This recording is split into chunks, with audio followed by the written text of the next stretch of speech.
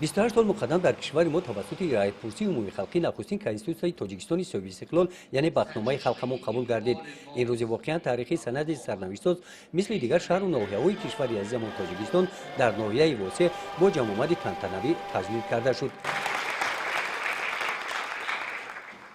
در این چهاربینی با اشتراک نمایندگان کارمندان تشکیلات مؤسسه‌ها، راهبران مقامات‌های حفظ حقوق، راهبران جماعت‌های دهات، فعالان و سابقه‌داران مهنت، رئیس ناحیه واسع ساکنان ناحیه را بخشیده به روز کنستیتوسیا تبریک نموده در معروضه‌شان قید نمودند که کنستیتوسیا همچون مهمترین عامل تامین استقلال ملی و یکپارچگی کشور، تغییرناپذیر بودن شکل اداره جمهوری، تمامیت ارضی، ماهیت دموکراتی، حقوق بنیادی، دنیوی و اجتماعی دولت را کفالت داده خلق تاجیکستان را سرچشمه یگانه حاکمیت دولتی اعتراف نمود. همچنین قید گردید که کنستیتوسیا برای رشد دولت دموکراتی و تأسیس نظام ثمربخش حاکمیت دولتی زمینه حقوقی گذاشته، از جانب دیگر برای صلح و ثبات و وحدت ملی در سراسر مملکت شرایط مساعد فراهم آورد.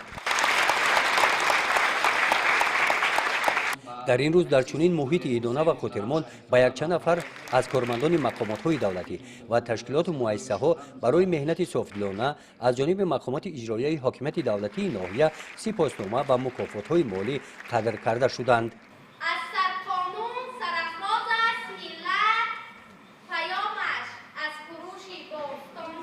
در قسمت فرهنگی چهارمین بخشیده به روز کنستیتوسیای جمهوری تاجیکستان، هنرمندان فیلارمونیای دولتی به نام قربانعلی رحمانوف برنامه ایدانه کنسرتی را منظور اشتراکچیان همایش ایدانه گردانیدند.